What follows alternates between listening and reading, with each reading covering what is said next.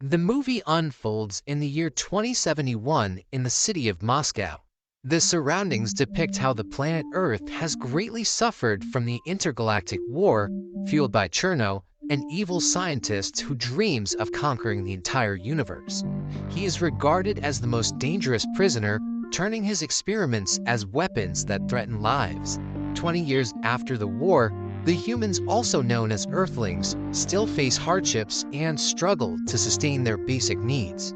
Anton, a young male Earthling, waits in a long line of humans to refill his water supply when a mysterious figure from the shadows intentionally manipulates a metal pole to collapse from behind him. Anton manages to evade the falling pole, but it creates a commotion in the area.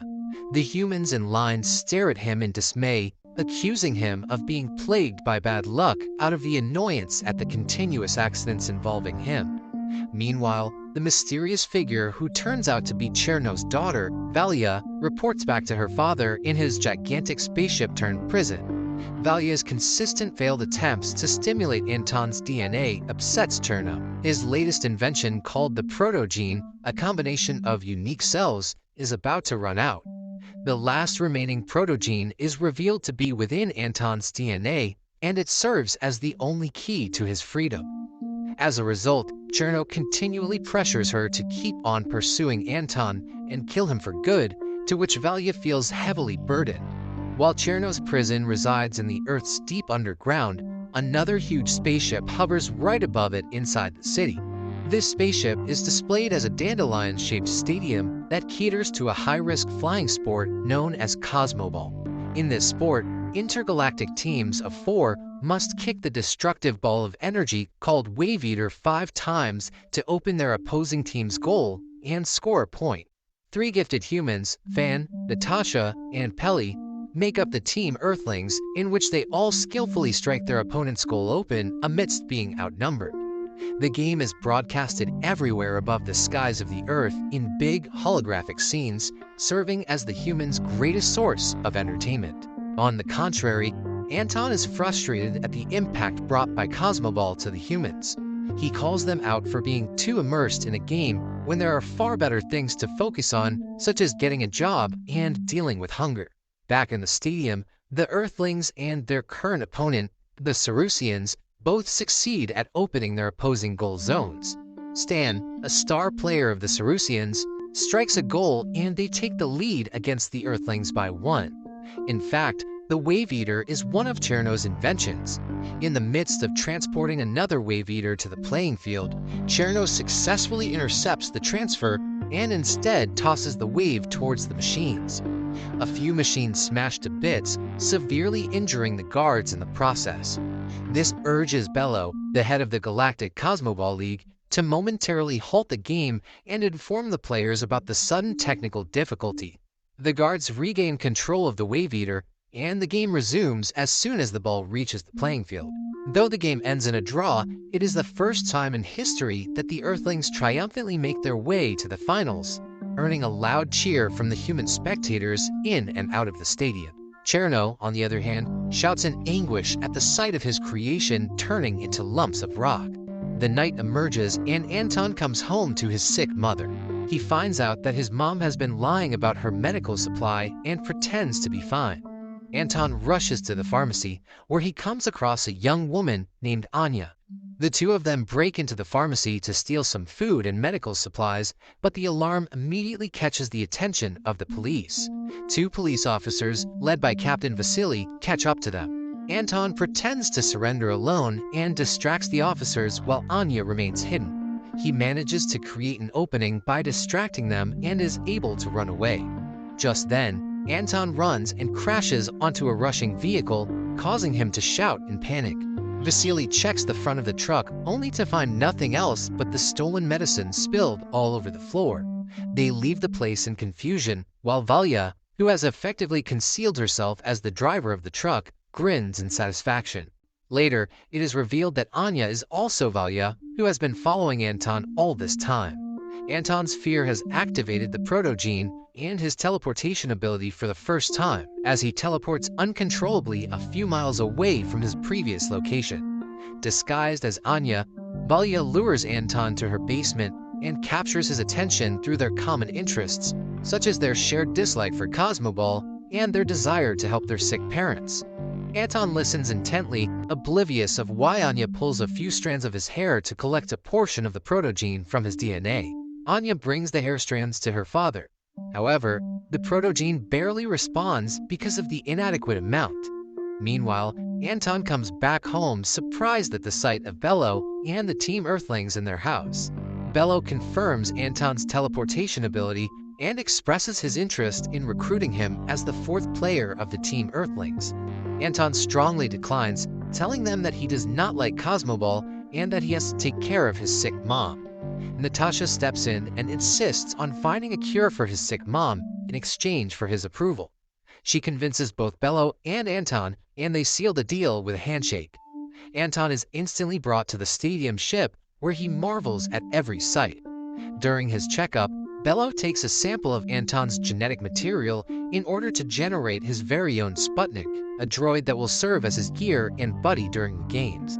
Everyone from Team Earthling owns a Sputnik that caters to their respective body composition. Anton slightly struggles in the first few minutes of training, but does not take long to control his teleportation abilities. He adjusts to the abilities quickly enough for Bello and the Team Earthlings to observe a situation that they have never encountered. Deep in thought, Bello instructs Anton to play for the first two games the next day and resume his training afterwards. Bello leaves with Natasha afterwards to meet with the Galactic Council and talk about a possible cure for Anton's mother. The council displays their contempt in the thought of helping Anton and his mother's intergalactic infection, but Bello firmly insists on going by the deal. He regards Anton as the most gifted athlete after having seen his performance on the first day of training. Natasha spends time with Anton and expresses her fondness of him every chance she gets, which bewilders Anton most of the time. On another note, Valya, who has shapeshifted as her alternate identity Anya, captures Anton's attention through their shared dislike for Cosmoball and the same intention of finding a cure for her father. She takes advantage of Anton by giving him a poisonous pod that can possibly destroy the stadium ship and end Cosmoball for good. Anton's Sputnik arrives at the scene with Natasha to fetch him. Before they leave, Anya gives Anton a peck on the lips and slips the pod on his hand, while Anton's Sputnik eyes Anya suspiciously. On their way back to the stadium ship, Anton grows interested in his Sputnik. Natasha tells him that Sputniks warn their owner on potential threats and may or may not activate battle mode depending on the probability of danger. Another game of Cosmoball commences the following day. The poisonous pod stays undetected even after going through inspection. The Team Earthlings link with their Sputniks to gear up for the game. Anton, who is warily holding the poisonous pod in his hand, gets it stuck beneath his glove. Anton talks to his Sputnik and removes the glove, and Anton uses his hand to squeeze the poisonous pod, and its sap spreads across the stadium ship's floor. Anton nonchalantly walks away after following Anya's orders and enters the waiting area. As the athletes enter the playing field, Anton finds himself surrounded by a large crowd full of welcoming cheers. Back in his house, his mom watches the game together with Vasily, looking healthier than ever from the continuous medications. Soon, the players get into position and start the game. Anton, on the other hand, sits on the ground and ignores the entire game, causing the audience to call him a quitter. Bello pauses the game to summon Anton, attempting to talk some sense into him. He shows Anton the entire machinery inside the stadium ship and explains how Cosmoball is more than just a game. He tells Anton about the war, Cherno, the Wave Eater, and his last invention, which is the protogene. Ultimately, he says to Anton that being an athlete allows him to give his fellow Earthlings something to hope for amidst their current situation. Anton eventually realizes the repercussions of his action and runs back to retrieve the poisonous pod that he dropped, only to find that it has already seeped into a portion of the ship's stadium. He comes back to the playing field and shouts that the stadium has been infected, but to no avail as the game goes on. Bello fortunately notices him and reacts quickly by freezing the infected area. The poison continues to spread, and the stadium ship goes into emergency evacuation mode in order to protect the audience. Natasha arrives to free the remaining audience stuck inside when the Wave Eater dashes toward her direction. Anton sees this and races to her aid before the athletes kick the wave eater 5 times, which results in its meltdown. He loses consciousness from being hit by the wave eater, but he wakes up not long after. Then he immediately goes to confront Anya in her basement, yet as soon as their eyes meet, she stuns Anton and shows him her true form as Valya while confessing her admiration towards him. Even so, she is disappointed in him for not completely destroying the stadium ship and begins to collect a moderate amount of protogene in his DNA before leaving him unconscious. Anton's Sputnik hurriedly looks for him after sensing the threat. Finding him lying unconscious, his Sputnik connects with him and ends up exhausting itself to heal Anton's injury. At the same time, Cherno acquires the protogene from Valya and begins his escape plan. Through the protogene, Cherno summons another one of his creations, a gigantic puppy-like creature. He links himself with the creature to gain full control and uses it as a spaceship. The protogene in his possession also grants him the ability to teleport his way out. After a while, Anton wakes up and sees Natasha and Bello beside him.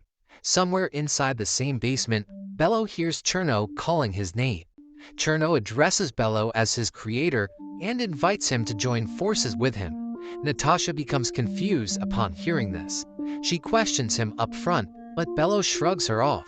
Along with the Sarusians and Amazonians, they all gather outside and briefly encounter Cherno as he successfully escapes and teleports out of planet Earth. Meanwhile, the athletes stay on guard throughout the city while Bello informs the Galactic Council. He also reveals the closely guarded secret about Cosmoball to everyone. They learn that Cosmoball is not a game, but a war, and that the stadium ship is built to prevent the destruction of the planet. Back in his home, Anton's mom comes to tell him that the athletes are leaving for the war against Cherno, but Anton lies down wearily and disheartened from the events around him while holding his Sputnik in his embrace. His mom turns to comfort him, saying that on planet Earth, people make mistakes all the time, but there are strong people who try to fix the mistakes they've made. Simultaneously, Bello holds another meeting with the Galactic Council about their plan of action when Natasha suddenly enters. Natasha is still bugged by what she heard. She persistently asks Bello why Cherno addressed him as his creator. Bello is left with no choice but to explain to her that Cherno is the greatest failure as a fellow scientist. He says that Cherno was forged in his image. He admits his mistakes, thinking that Cherno would assist him like the Sputniks do. He has given him feelings, but has failed in shaping those feelings. Bello and Cherno's falling out has led to the banishment of Cherno and has resulted in the events of the intergalactic war 20 years back. Outside the planet Earth, Cherno prepares to fire his newly created wave eaters from his ship. He reunites with Valya, instructing her to prevent the athletes from leaving the Earth as long as she can. The huge battle ensues immediately after Cherno sends a succession of wave eaters to the surface of Earth. At the same time, Fan, Peli, along with the members of the Sarusians and Amazonians, spread out in different positions outside the city in anticipation. They continuously kick at the incoming wave eaters, tossing it towards each other to complete the 5 strikes. Outside, the ships of the Galactic Fleet set up a trap for Cherno and his ship through the supervision of Bello. Cherno, on the other hand, nullifies the trap and destroys the ship single-handedly, which is watched by Bello and Natasha in torment. Using the stadium ship, they continue their pursuit on Cherno. In the midst of destroying the wave eaters, the athletes begin to feel fatigue. Stan is on the verge of overheating, while Fan is injured from being hit by the wave eater. Despite that, they push forward. The impact of their swift strike causes some buildings to crash in some areas of the city. It is when Anton alarmingly gets up and witnesses what is happening. He talks earnestly to his Sputnik and fully establishes their connection. Anton later calls his Sputnik's name Mowgli, which finally awakens it. Anton heads out to assist Fan and Peli. He brings injured Fan to safety with the help of their fellow Earthlings. The residents of the city of Moscow find shelter against the falling debris, including Anton's mom and Vasily, who has developed a romantic relationship after hanging out together on several occasions. Up in the sky, 2 wave eaters in a row rush towards Anton's direction. He manages to strike the first one, but fails to notice the second one, which drags him towards the ground. He lands safely, but ends up in tattered clothes. His Sputnik, Mowgli, senses the situation and instantly comes to his aid. They happily reconcile and link together, creating Anton's gear for combat. Anton is now able to communicate with the rest of the athletes, and with Mowgli in battle mode, he begins to strike once again in full spirit. He successfully destroys each wave eater with only one hit, impressing the rest of the athletes. On the other side, Bello decides to face Cherno head-on. He gives Natasha full control of the ship's stadium, ordering her to go back to Earth and save the others in case he does not make it back alive. Natasha agrees and teleports with Bello inside Cherno's ship, where they arrive to finally confront him. Bello later shows his true form while facing Cherno. They shortly catch up on the 20-year gap, and immediately after, their battle transpires. Cherno sneaks an attack towards Bello, but they quickly catch on. In response, Natasha teleports right in front of Cherno to kick him, but Valya interrupts her. Natasha evades Valya's attack and teleports away. However, Valya captures and stuns her instantly. Cherno aggressively charges at Bello, gloating that he has gotten much stronger than him despite being his creation. Meanwhile, Anton successfully teleports on the Earth's moon with Mowgli, witnessing the moon's sorry state. Mowgli's alarm activates, sensing danger nearby. They head towards the area straight away while thinking of Natasha and Bello. In the ship, Bello angers Cherno after he attacks with balls of ice towards his protogenes. Cherno creates a large shield to protect his creation while Bello continuously attacks. Bello slips up a ball of ice right above the shield, where he directly hits Cherno. The ice spreads around Cherno and it freezes his entire body. When Bello's constant attacks break the shield and almost freeze Cherno's entire creation of protogenes. Valya shapeshifts to Natasha's form and stuns him. Valya currently gains the upper hand, incapacitating both Bello and Natasha before she destroys the ice that has been trapping Cherno. Cherno breaks free and utilizes his elastic gear to strangle Bello. He says his parting words and is about to kill him, but Anton arrives in time. Anton takes Valya hostage against Cherno, making him release his hold on Bello. Cherno walks towards Anton's direction and challenges him as if he can never kill Valya. He mentions that Valya has never been a perfect creation and stabs her in the abdomen himself. Cherno's blade lightly touches Anton's gear, and it pushes him forcefully on the lining of the ship, where he is trapped and unable to teleport. Bello barely manages to keep Cherno distracted by dropping a bead of ice in an attempt to neutralize the power of the ship. The evil Cherno proceeds to direct his makeshift spear towards Bello and kills him instantly.